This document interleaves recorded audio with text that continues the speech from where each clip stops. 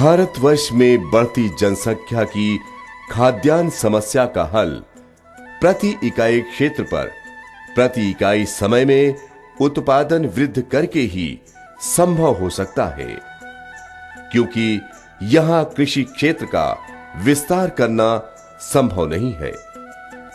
भारत में इस समय कुल भौगोलिक क्षेत्र के 45.6% भूभाग पर कृषि की जाती है, जो विश्व में सर्वाधिक है।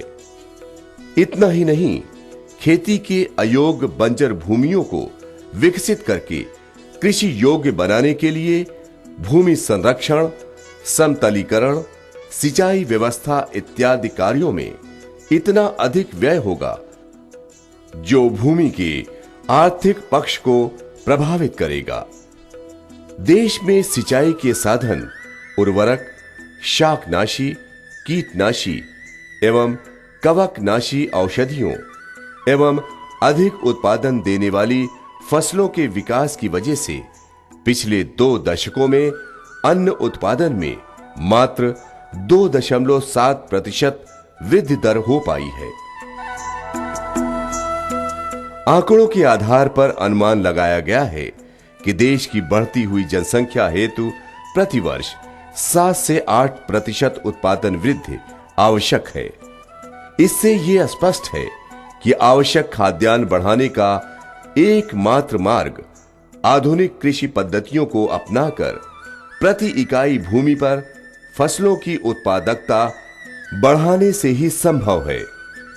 खेती की सफल पद्धतियों का मतलब यह है कि किसी प्रक्षेत्र अथवा खेत की फसलोत्पादन में प्रयुक्त कृषि क्रियाओं से है, जिसमें खेती पद्धति में समस्त प्रकार के फसल चक्र अथवा फसल प्रणाली सम्मिलित की जाती है। फसल चक्र फसलों के उगाने का वार्षिक क्रम अथवा किसी स्थान या क्षेत्र की फसलों के उगाने की व्यवस्था को कहते हैं।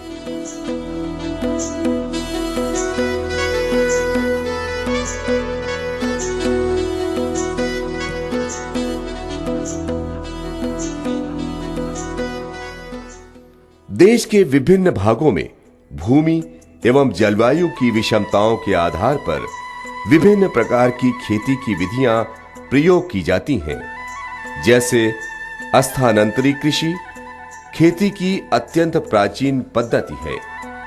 आज भी पूर्वोत्तर सीमांत प्रदेश तथा मालाबार द्वीप समूह आदि स्थानों पर निवास करने वाले आदिवासी इसी विधि से खेती करते हैं।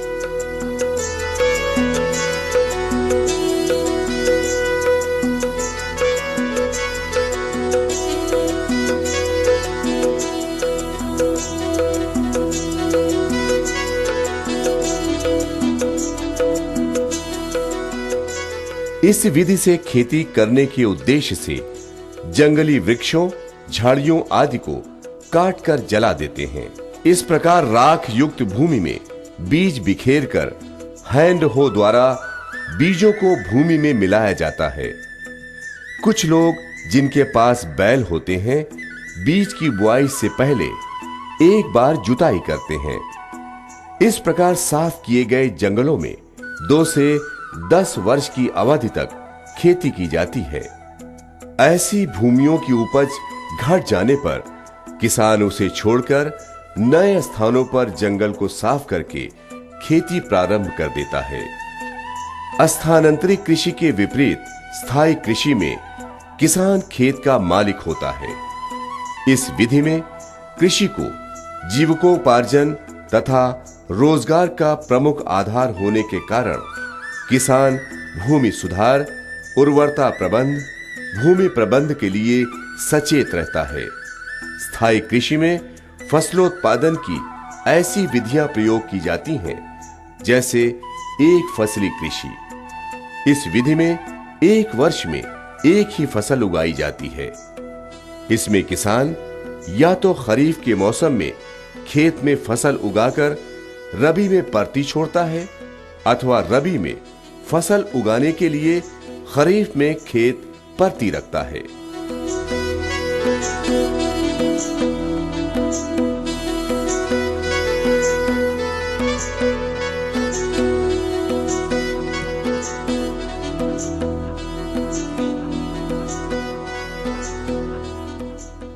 द्विफसली खेती ऐसी विधि है जिसमें दो प्रकार की फसलों को एक साथ अथवा दो प्रकार के कृषि उद्योग एक साथ एक ही भूमि में लगाए जाते हैं।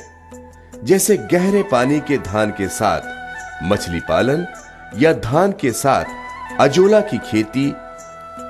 और बहुफसली खेती विधि में एक कृषि वर्ष में एक ही भूमि पर दो से अधिक फसलों को एक साथ उगाते हैं।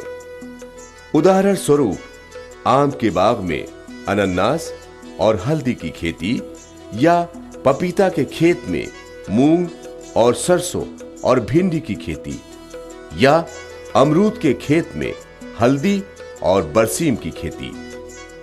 बहुफसली विधि को मुख्य रूप से कृषि वानिकी, कृषि उद्यानिकी या वानिकी चारागाह पद्धति के रूप में प्रयोग करते हैं। सघन खेती एकाकी खेती की ऐसी पद्धति है जिसमें लगातार कई कृषि वर्ष में किसी खेत में एक ही फसल के उगाने को एकाकी खेती कहते हैं।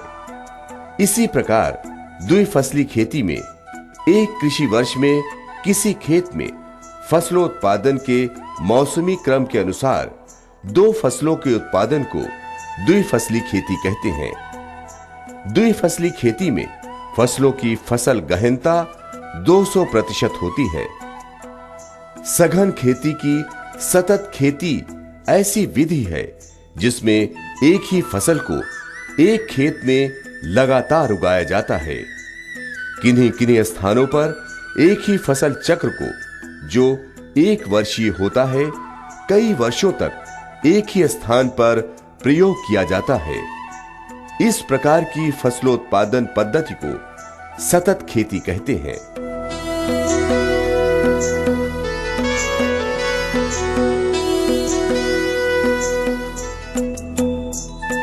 उदाहरण स्वरूप दक्षिणी भारत एवं पश्चिम बंगाल के कुछ क्षेत्रों में एक वर्ष में धान की 3 फसलें एक ही खेत में उगाई जाती हैं। उत्तर भारत के तराई वाले इलाके में गन्ना उगाकर कई वर्षों तक पेड़ी की फसल ली जाती है। सघन खेती की शस्यालय, जिसे फसल घर कहा जा सकता है, किसान की घरेलू आवश्यकता की पूर्ति हेतु एक ही खेत में विभिन्न प्रकार की फसलों को एक साथ उगाया जाता है। इन फसलों को उगाए जाने का कोई निश्चित क्रम नहीं होता है। इस विधि में एक मौसम अथवा एक कृषि वर्ष में उगाई जाने वाली फसलों को सुविधा अनुसार एक ही साथ उगाया जा सकता है।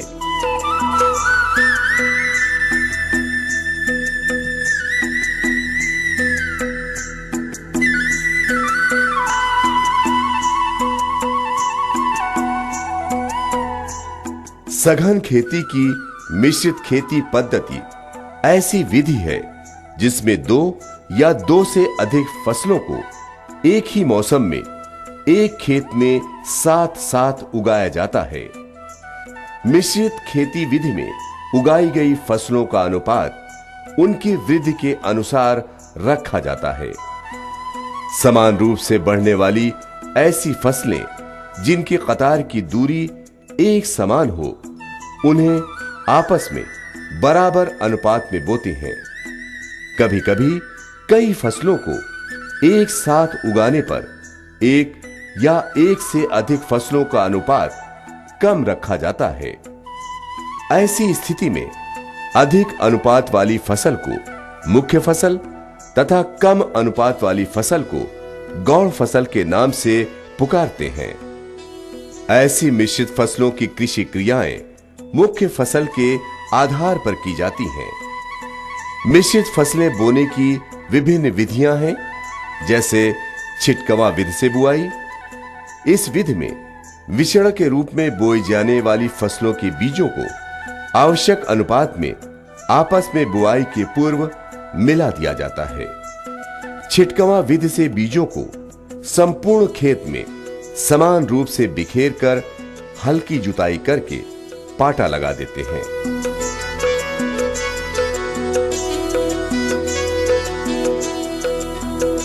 दूसरी विधि है पंक्तियों में बुआई करना।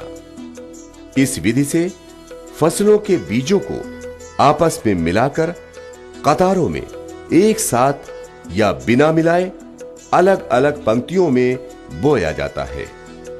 एक समान दूरी पर बोई जाने वाली फसलों की पंक्तियां एकांतर क्रम में रखी जाती हैं, जैसे सरसों और चना। परंतु वृद्धि में असमानता होने पर पंक्ति से पंक्तियों की दूरी अधिक रखना पड़ता है। इस प्रकार मिश्रित फसल में अधिक दूरी पर बोई जाने वाली फसल की कम और कम दूरी पर बोई जाने वाली फसल की अधिक पंक्तियां रखी जाती हैं, जैसे गेहूं और सरसों। मिश्रित खेती की तीसरी बुआई विधि है पट्टियों में बुआई। इस विधि में उगाई जाने वाली फसलों को निश्चित चौड़ाई की पट्टियों में उगाते हैं। एक फसल की कई कतारें एक साथ उगाने के बाद दूसरी फसल की कुछ कतारें उगाई जाती हैं। पट्टियों की चौड़ाई फसल की किस्म तथा फसल उगाने के उद्देश्य के अनुसार कम या अधिक रखी जाती हैं।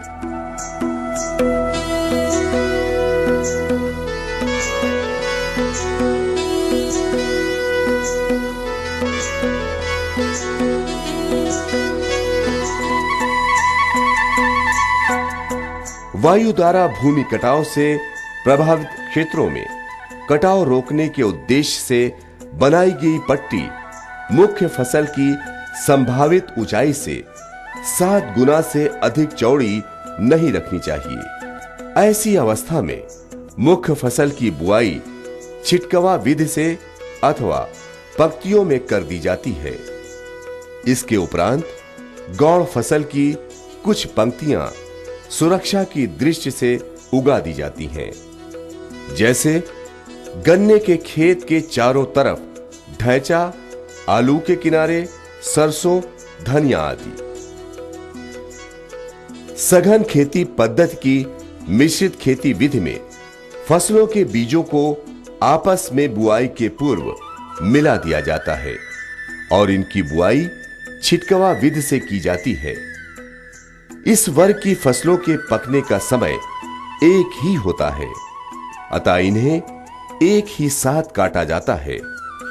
भूमि में नमी की कमी होने पर फसलों को मिश्रित बीज कतारों में बोए जाते हैं। कतारों में बुआई करने पर फसल को एकांतर क्रम में अलग अलग भी बोया जाता है। उदाहरण स्वरूप गेहूं और चना, जौ और चना, सरसों और मटर, सरसों और चना आदि। सघन खेती पद्धति की दूसरी विधि सहचर फसल विधि है, जिसमें सम्मिलित की जाने वाली फसलें एक दूसरे की वृद्धि में अवरोध नहीं करती हैं। ये भूमि से पोषक तत्व की अलग अलग मात्रा का विभिन्न स्तरों से शोषण करती हैं। इन फसलों को अलग अलग पंक्तियों में बोया जाता है। फसल के पकने पर इनकी कटाई भी अलग अलग समय पर की जाती है। उदाहरण के लिए गेहूं और सरसों को 5 और 1 के अनुपात में बोना, या अरहर और मूंगफली या अरहर और बाजरा को 2 और 1 के अनुपात में बोना, या चना और सरसों को 6 और 1 के अनुपात में बोना इत्यादि। सघन खेती पद्धति की रक्षक फसल विधि की रक्षक फसलें मुख्य फसल के चारों तरफ सुरक्षा की दृष्टि से उगाई जाती हैं। खेत के किनारे पर इन फसलों की कुछ कतारें उगाने के पश्चात बीच में मुख्य फसल बोई जाती है। उदाहरण स्वरूप चना और सरसों, इन्हें सीमांत फसल के नाम से भी पुकारते हैं।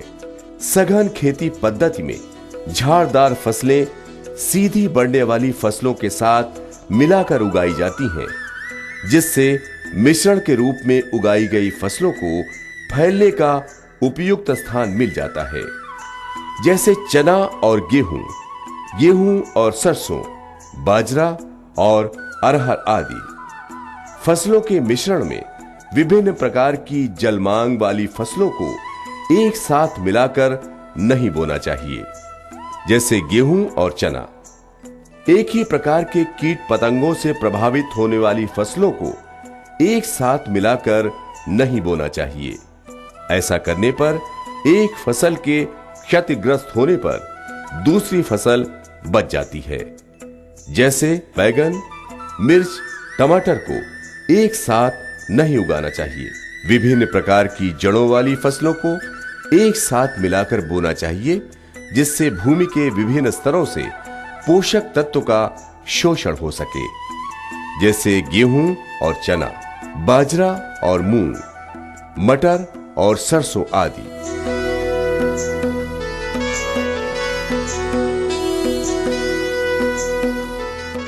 फलीदार फसलों को खाद्यान्न फसलों के साथ बोना चाहिए, जैसे गेहूं और चना, गेहूं और सरसों, गेहूं और मटर आदि।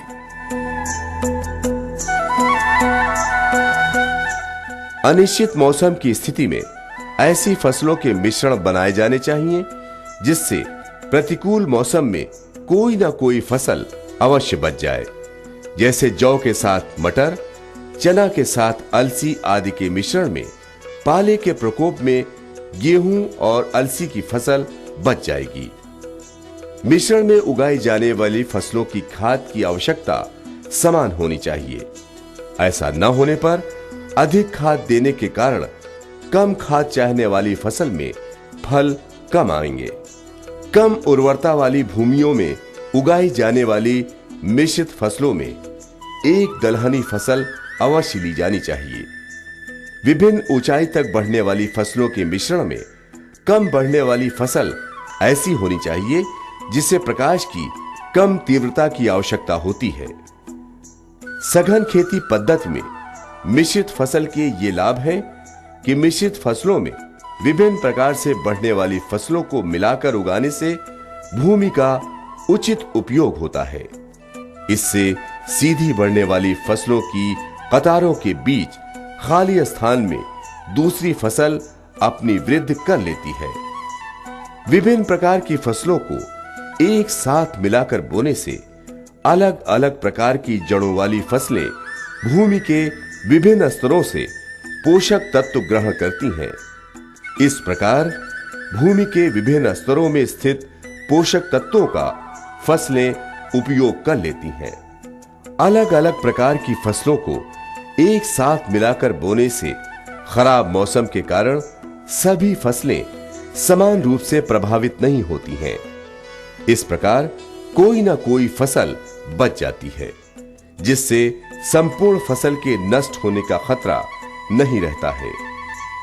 दलहनी और अन्य संबंधी फसलों के आपस में मिलाकर बोने के कारण फसलों द्वारा उर्वरता का संतुलित उपयोग होता है तथा दलहनी फसलों द्वारा वायुमंडल से नाइट्रोजन के यौगिकीकरण द्वारा भूमि की उर्वरता में वृद्धि भी होती है। कई फसलों को एक ही खेत में एक साथ मिलाकर बोने से उत्पादन व्यय में कमी आती है। मिश्रित फसलों की सघन वृद्धि एवं फसलों के बीच खाली स्थान न होने के कारण खरपतवारों की वृद्धि रुक जाती है। इस प्रकार खरपतवार खेत में नहीं पनपने पाते हैं। मिश्रित फसलों की सघन वृद्धि के कारण मृदा कटाव की रोकथाम होती है। मिश्रित फसलों के द्वारा मृदा नमी तथा सिंचाई जल का समुचित उपयोग होता है। प्रयोगों द्वारा देखा गया है कि मिश्रित फसलों के कारण पानी के ह्रास की दर तथा मृदा कटाव में कमी आती है। मिश्रित फसलों के कारण कीट पतंगों एवं रोग व्याधियों के प्रकोप में कमी आती है। लौकी परिवार की फसलों के मध्य सनई बोने से फल मक्खी का प्रकोप कम हो जाता है। मिश्रित फसलें उगाने से कृषि श्रमिकों को निरंतर कार्य मिलता रहता है। किसान को आय एक बार न होकर कई बार होती है, क्योंकि मिश्रित खेती में उगाई गई विभिन्न फसलों को बाजार की मांग के अनुसार अलग अलग समय पर बेचा जा सकता है। अन्न और चारे की फसलों को एक साथ उगाने से किसान को फसलोत्पादन के साथ साथ पौष्टिक हरा चारा प्राप्त होता है।